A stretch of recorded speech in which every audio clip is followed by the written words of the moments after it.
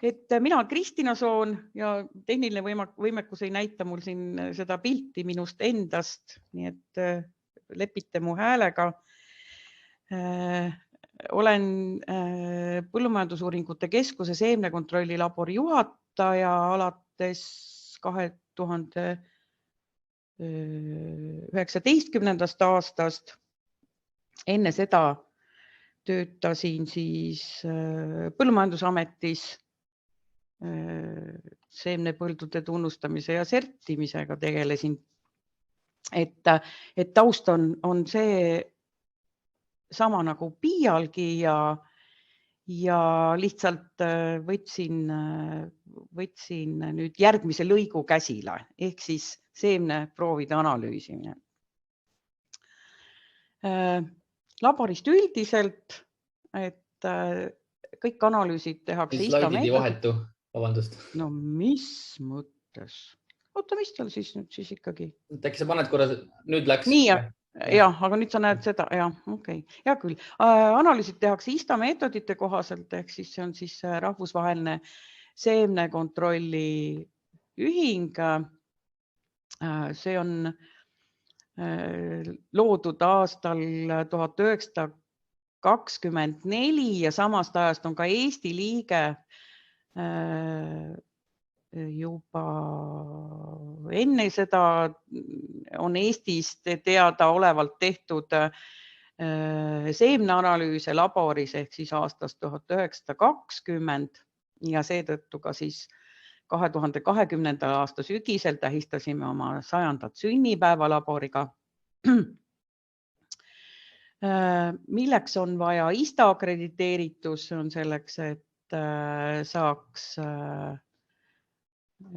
osa rahvusvahelisest analüüsi- ja müügiprotsessist, ehk siis oleme võrdväärsed teiste riikidega ja meid on kuulutatud siis nagu samaväärseks.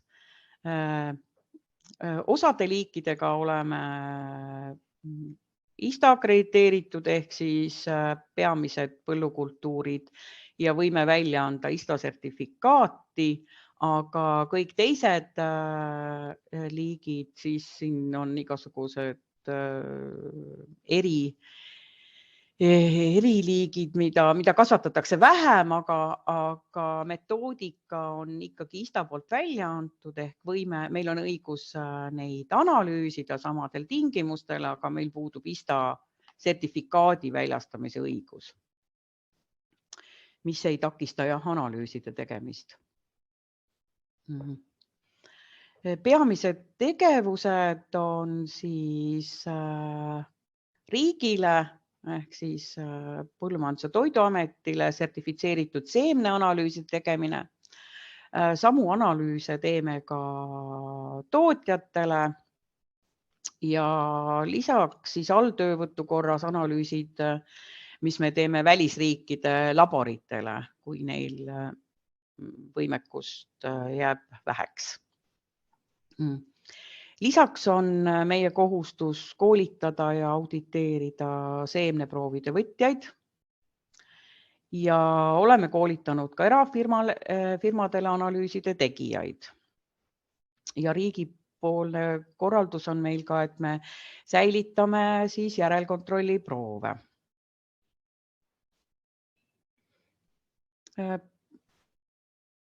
Meie kodulehel on kogu info analüüsidest, mida me oleme võimelised tegema, mida me teeme, seal on ka hinnakirjad ja samuti on seal ka soovituslikud proovi suurused siis eratootjatel, kes ei kutsu omale proovivõtjat, et nad teavad, et kui suurt kogust seemet meile siia mingi liigi puhul on mõtet saata.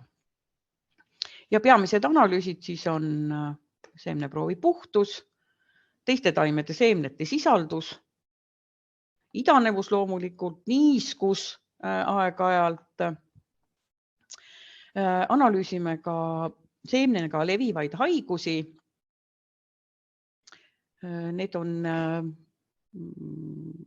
nõutavad teatud kategooria siis paljundatavate seemnepartiide ja teatud sortide juures.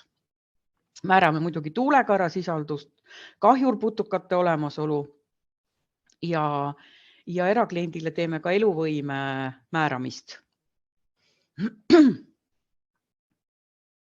Aga jah, kogu info on leitav siis meie kodulehel.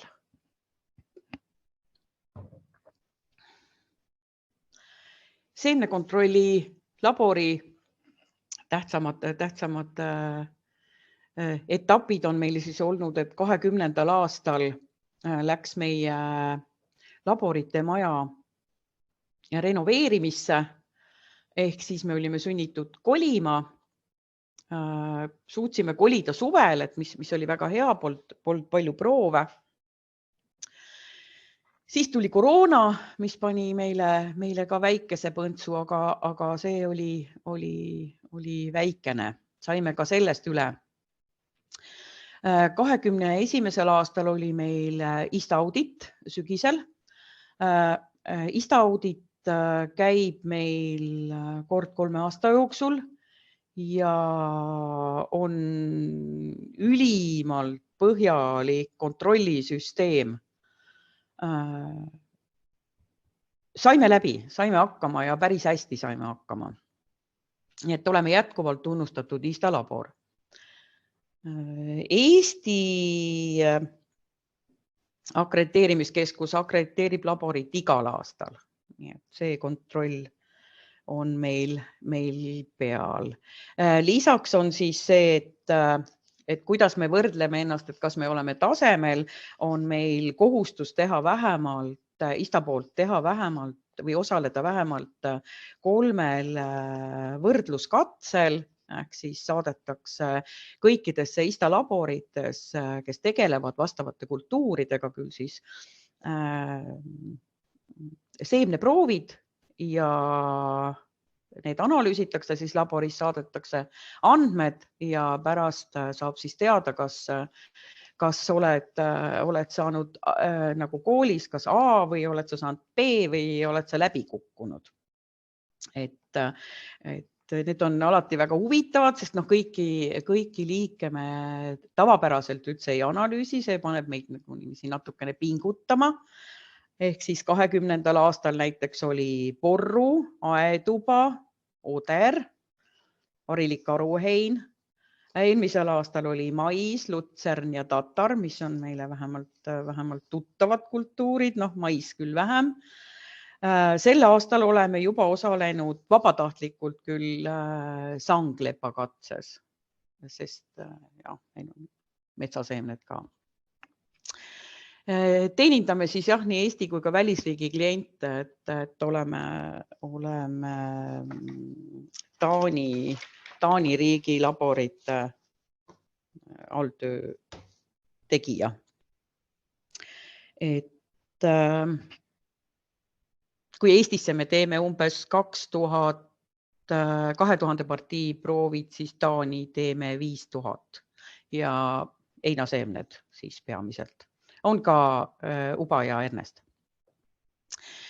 Ja sel aastal loodame siis ikkagi oma värskelt renoveeritud majja tagasi kolida, aga see jääb aasta lõppu ja me natukene ei taha hirmutada nüüd tootjaid, aga ilmselt toimub see aasta lõpus, et mis ei ole nagu meile väga sobilik aeg, ilmselt ka mitte tootjatele sobilik aeg, aga eks siis sügisel ehk saab siis täpsustada seda asja. Nüüd 21. aasta saagi tähelepanekuid, et see kindlasti on huvitavam osa, et teraviljaseeme on olnud küll väga peenike, aga meie meelest väga tummine, sest idanevus on olnud väga hea. Minu meelest ei ole eelmise saagiaasta partiisi, ma ei kujuta ette, võib-olla paar protsenti ehk ei ole vastand idanevuselt. Niiskuse protsent on kõigil väiksem olnud ja see annab ka sellesse tunda, et haigustekitajaid seemnepinnal praktiliselt ei ole ka seda koledat roosat lumiseent meil siis fusarioosi seal selle paberi peal. Herneitanevus on olnud tegelikult täiesti korralik, väga üksikud partiid, mis ei vasta. Põlduaga on nagu alati, et tundub, et see on ikkagi mingisugune, ei tea mis, et osad ikkagi ilmselt siis oskavad kasvatada, seal on väga hea idanevus ja siis osad on siis need alla 60-sed, mis on nagu täitsa lootusetud, kus on väga palju ebanormaalseid idandeid, mitte surnuid, aga just nimelt see, et ta nagu hakkab idanema, aga siis tuleb sealt välja selline jupikene ainult. Et sellest ma näitan pärast lõpus veel pilte, ja ilmselt on küsimusi sel teemal nagu alati. Siis proovivõtmine on üks asi, millest oleme arutanud siin Seemneliiduga, et kuidas seda koolitust teha. Meie kohustus on koolitada seemneproovide võtjaid, hoida nende pädevust. Et kui meil praegult on minu meelest 35 proovivõtjat, keda me kontrollime, siis ilmselt neid peale selle aasta kokkuvõtet vähemalt üks langeb sealt ära, kellel ei ole piisavalt proove ja kes ei soovi, et teda auditeeritakse. Et kõik, kes siiski tahavad saada proovivõtjaks, me oleme alati alguses kohe öelnud, et neid proove peab olema väga palju, et see tasuks üldse tegelikkuses ära. Varustus on kallis, kontrollisüsteem on siiski ka maksab raha, et hästi läbi mõelda, et kas tahetakse saada proovivõtjaks. Aga jäi selline kokkulepe siis, et suurt masskoolitust me ei tahaks nagu teha enam, aga oleme rõõmuga nõus tegema infopäevi proovivõtmise õpetamiseks, sest meie tehtavate analüüside täpsus sõltub sellest korrektsest proovivõtmisest. Et nii saaksid kõik, kes vähegi tegelevad kas või oma seemnega, et kuidas võtta proovi niiviisi, et see tulemus, mida ta siit laborist siis vastu saab, et see ka vastaks sellele tegelikkusele. Et meil on olnud ikka jooksvalt siin selliseid küsimusi, et aga ma saatsin teile oma proovi, siis oli idanevus väga kõrge ja nüüd me võtsime ametliku proovi ja sealt ei saanud ma sellist tulemust. Et metoodika nõuab seda, et kõigepealt tehakse sellele proovile puhtusanalüüs. Ehk sealt eraldatakse siis liivkivikesed ja alla poole seemne suurused tükid. Ja ülejäänutest siis täiesti suvaliselt loetakse siis need vajalik arv seemneid idanema. Ehk sinna võivad sattuda kõik need kahjustunud ja ülepoole suurusega terad, sest see ongi selle partii läbilõige. Ja me saamegi palju kas ebanormaalseid sel juhul, kui neid on seal rohkem selliseid sees, kehvema idanevuse. Nüüd, kui me kodus paneme, eks ole, siis me otsime välja need suuremad, ilusamad seemned ja tulebki väga ilus tulemus. Ja sellepärast me näeme tõesti selliste probleemide vältimiseks on üks võimalus, et ikka koolitada. Et anda nendele tootjatele täitsa teadmisi õigest proovi võtmisest, et tal ei tekiks seda muret, et ta saab ta saab teistsuguse tulemuse. Et just alles oli mul siin tootja proov, millele tellimuslehele teise poole oli kirjutatud, et palun otsida proovist välja ainult ilusad terad. nii et ma võin ju otsida, aga tulemuse ta saab ka siis vastavalt sellise. Aga kui ta selle tegelikult omale külvikusse valab, siis tal põllu peal on natuke teine tulemus. Et see infopäeva mõte oli nagu väga hea tegelikult. Tootjate murekohad. Ega muud ei olegi, kui ikka see hernesuba. Ja see on mul eelmise aasta ettekande slaid veel täpselt, sest eelmisel aastal ka Soome Ruokavirasto, kes siis tegeleb samamoodi seemnega, pani üles ka oma uurimise, et kui meie uuringuid, me siin iga aasta teeme kontrolli, paneme ikkagi osa partiisi liiva ja osa paberi vahele ja me saame ikkagi sama tulemuse. Et samale otsusele on jõudnud ka samuti see Soome labor ja Certiad, et panin siia sellele blogile siis nagu viite. Et seda saab minu meelest inglise keeles ka lugeda seal. Et see on nii. Kui see juba idaneb, siis ta idaneb ja kui ta ei idane, siis ta ei idane. Lihtsalt nii ongi.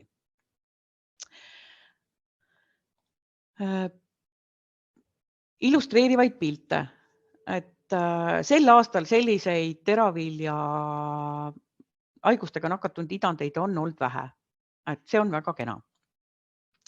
Küll aga uba on endiselt varieeruva kvaliteediga.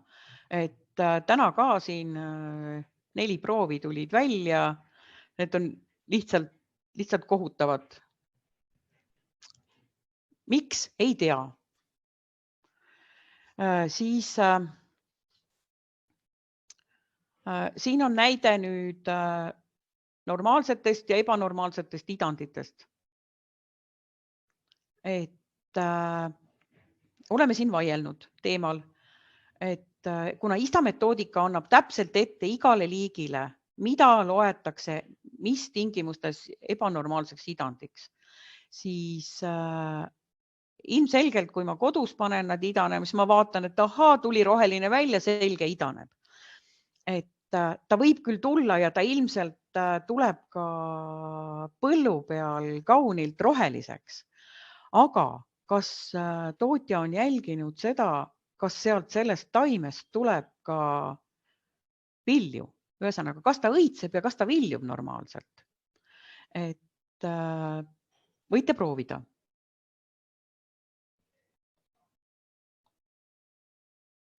Proovisime panna ka volditud paberi vahele, mida võib ka teha ja sel juhul, kui seemne pinnal on palju neid hallituse jooseid, et ta seda nagu edasi ei kannaks. Aga ikkagi see, et kui seeme on kahjustunud, ilmselt ta on niisugune kas siis üle kuivatatud, siis ta läheb nagu praguliseks, siis on seal vahel ka hallituse jooseid ja tulemus on ikkagi sama. Kurb kõigile ja üsna ebameeldiv analüüsida. Ja siin on ka näidiseid nendest ebanormaalsetest idanditest, et millel ei ole küll kas peajuurt või on võrse tipp kängunud ja ta hakkab kõrvalt ajama. Et jaa, ilmselgelt ta annab põllu peal rohelise taime. Üsna mitmel juhul.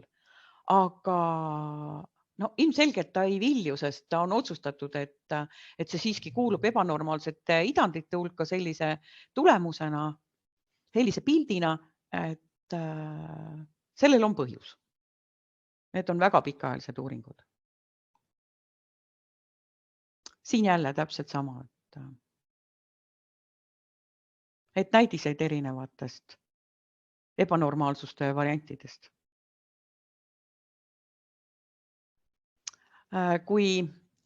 Eile leidsin huvitava jälle tähelepaneku, mida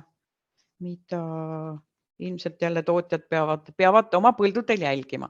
Et kui oateramardikas on meil siin juba tuttav, Bruchus rufimanus, siis selgus, et Soomes on nad leidnud veebruaris juba ka herneteramardiga. Mida olla küll 50ndatel veel Soomes leitud, aga vahepeal ei ole kahjustusi täheldatud. Aga täiesti Soomes oma kasvatatud hernepartiidest on leitud nüüd kahjustusi eelmisel aastal, aga see aasta leiti nüüd siis ka putukas ise ja määrati ta herneteraamardikaks. Et olge tähelepanelikud. Ja labori siis, mis nüüd ei puuduta võib-olla põllumajandustootjat, aga põllumajandustootjatel on metsa kindlasti, et Keskkonnaametilt võtsime eelmisel aastal üle ka metsaseemnete analüüsid. See on meile siiski niisugune uus ala, sest seal on väga erinevate nõuetega liike. Ehk siis päris põnev on meil siin see lihtsalt illustreerimiseks panin siis punase tamme külv. Nende seemnekest tuleb enne külvi ära koorida ja see on selline, mitte selline nagu harilikul tammel, vaid pigem nagu metspähklil. Et nägime kurja vaeva, aga tulemus oli ilus. Ja lisaks siis väga erinevaid liike tänu sellele, et mahepõllumajandus on jõudnud ka metsandusse, ehk siis see roheline elustiil on viinud selleni, et on läinud IT-mehed maale ja otsustanud, et nad hakkavad külvama jalakat, künnapuud ja sangleppa. Et siis ja selgus, et saime täiesti sarnased tulemused, mis pärast nad kastides külvasid õue, et meil oli väga hea meel selle üle. Nii, aga minu poolt on kõik.